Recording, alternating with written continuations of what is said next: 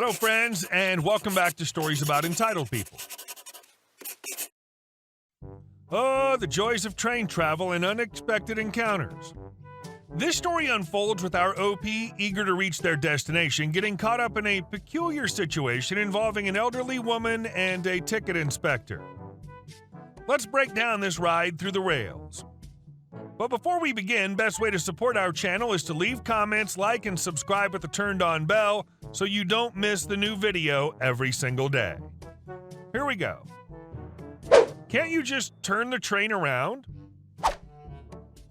A few months ago, I was on my way home from a city multiple hours away from where I live. I was traveling with a friend who did not have the same destination as me, but had to take the train in the same direction. However, I had a seat reservation, which he did not, so we got separated. I'm pretty anxious when traveling. That's why I had made sure to have a seat. I found it, sat down, and got settled. Everyone that's ever traveled in Germany can verify that the trains are never on time. So I was stressed out as I would likely not be able to catch my next train, and because I lost my friend. A few minutes into the journey, an elderly woman asked for me to give up my seat so she could have it as she didn't like the one she had found. I declined as she did have a seat and I paid extra to reserve one. She seemed disgruntled but left me alone after that. Instead of getting back to her seat, she took her bags and went to stand near the doors, which seemed odd to me, but I already saw worse stuff on trains. So I got back into my audiobook and tried to relax a bit. About 10 minutes from my stop, I went to say goodbye to my friend and then ended up at the exit with the old lady. On the smaller trains, the tickets rarely get checked, but on the ICEs it's quite common, so I wasn't surprised when the ticket inspector came along. TI is ticket inspector, OL is the old lady. TI, tickets please. OL, I got on the wrong train, but my ticket is still valid, right? TI, no ma'am, yours says your destination is Munich, but this is the ICE headed to Berlin. It's important to note that if your train is late by more than 20 minutes, you may take another train towards your destination. This woman just took the right train, but in the wrong direction. Traveling without a valid ticket is at least a €60 fine on the more regional trains. I'm not sure about the correct amount, as I never travel without a ticket. Oh well. But I have to see my grandchildren. They're waiting for me at the train station. TI, I'm sorry, but you'll have to get off the train at the next station and purchase a ticket to go there, as it's not our fault you took the wrong train. He was calm but visibly annoyed, as was I. I needed to get my ticket checked and then run to my next train, and if she couldn't sort this out before my stop, I would end up being very late. Oh well, but I have to see them. TI, I really can't do anything for you. Oh well, can't you turn the train around? At this point, I'm not sure whether to laugh or cry. She's apparently completely serious. TI, excuse me? Oh well, you heard me. You have to turn the train around. TI, I can't do that. Now, let me get back to my job, please. I informed you about what you have to do now. He's less calm now, and the lady's getting worked up, almost screaming now. Oh well, but I have to see my grandchildren. They'll be worried. Why are you so bad at your job? You have to help me. He's already doing her a huge favor by not fining her for traveling with an invalid ticket. She's actually staring at me as if she expects me to jump in on her behalf. Oh well. Can't you write on my ticket that it's valid for going back or something? If you're too useless to turn the train around? TI, no, you have to pay for your ticket like everyone else. She's still complaining and yelling while he apologizes to me for the disturbance and checks my ticket. Then he moves on to the other passengers. The old lady is still glaring at me, and as soon as he's out of earshot, she starts talking to me. Oh well, son of a bee, what did I do to deserve such treatment? And so on. I just put my headphones back in, which she didn't like at all. Luckily, we finally reach my stop and I run off the train. I'm really glad I got out of there. I bet it would have gotten ugly if I'd had to spend more time with her. Far too many people will not admit any fault and will try to bluster their way through to try and guilt other people because of their mistake. Too many others will accept the guilt, feeding into their delusion of blame transference. And our second story. Don't put stock away until you say, okay. I work for a small independent greengrocers that had a boom of business during the first lockdown and so brought me on to help deal with orders, organizing their website, and general admin.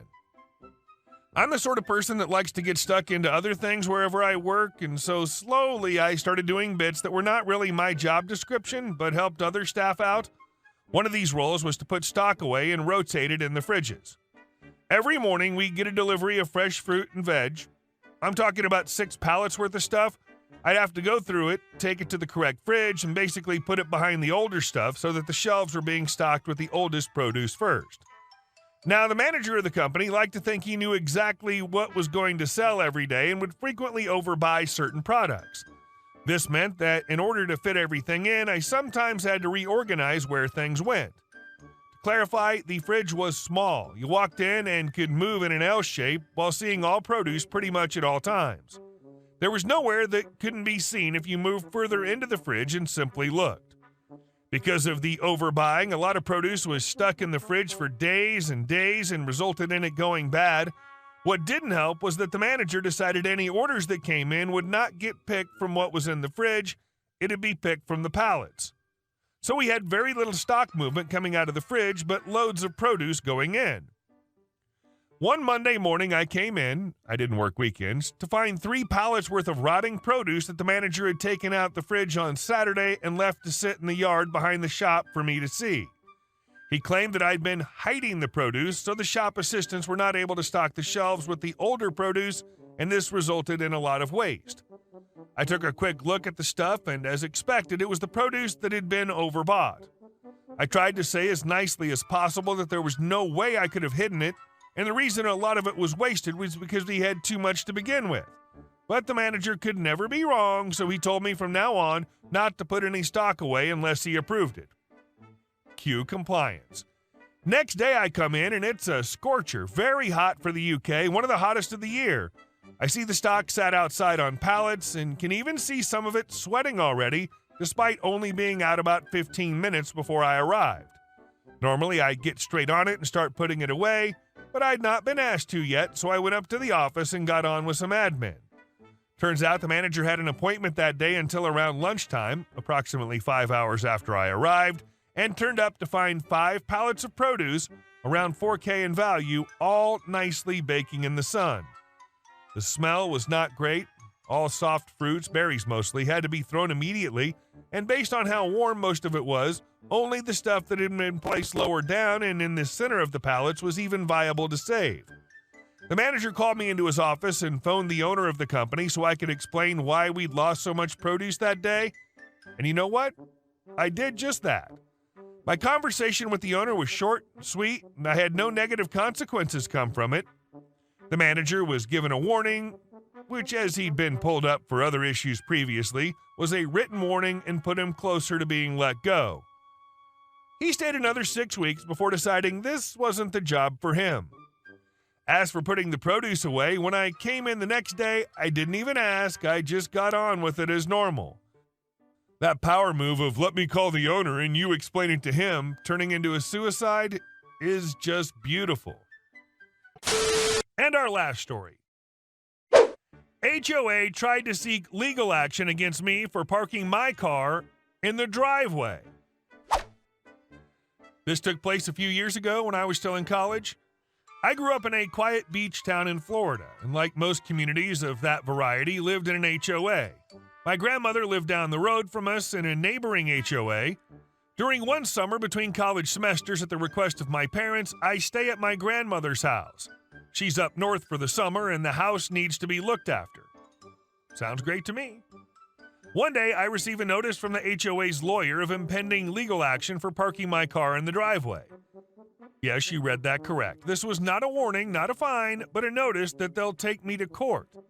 I see this and reach out to my brother, an attorney, and ask him to help me out. We review the HOA's bylaws, and surprise, there are no prohibitions against parking in the driveway. Street parking is forbidden, parking in the grass is forbidden, and junk/untitled vehicles are forbidden, but there are no restrictions against parking in one's own driveway. My car was an economy car, a newer model, and very well kept, since I'm a big car fanatic. but it definitely stood out in a neighborhood of elder folks' Lexuses and BMWs. So my brother responds to the HOA's lawyer with a letter explaining that there is no bylaw against parking in the driveway and that the HOA's threat is unfounded. Normally, this is where it would end, right? HOA would presumably back off since there are no rules being broken here. Nope, they double down and threaten that they're happy to take this to court. Okay? Seems like a waste of a frivolous lawsuit that they simply could not win. To make things better, I start regularly walking the neighborhood and photographing cars parked in the driveway at all times of day and night. The neighborhood's only 11 houses, and 8 of them have cars left overnight in the driveway. This is really, really bizarre. Surely they aren't sending these legal threats to the other residents. My brother sends my photographs to the HOA lawyer asking if the other residents are being targeted in this manner. Well, that seemed to do it. The HOA lawyer backed off and left us alone. For a little while. A few weeks later, I get another threat of legal action, again, not a warning or fine, pertaining to noise violations. The threat outlines that I have been throwing loud, rambunctious parties that have been disturbing the neighborhood and that the HOA would seek a lien against our property. This is where it gets good. The dates in question from the HOA threat? Yeah, I was out of town. With receipts to prove my travel, the house was completely vacant when I was apparently bursting people's eardrums. Same thing happens, we show we won't be threatened, and the HOA lawyer backs off. Now you're probably wondering why they're so aggressively going after me. Here's what we'd come to discover towards the end of summer. A wealthy developer was buying up the properties in the neighborhood one by one. They were using threats of lawsuits to get residents to sell cheap or outright fabricate claims to use as liens against the properties. They see me and think a kid will be an easy target. So the next time you find yourself at odds with your local HOA, remember this tale of resilience and resistance.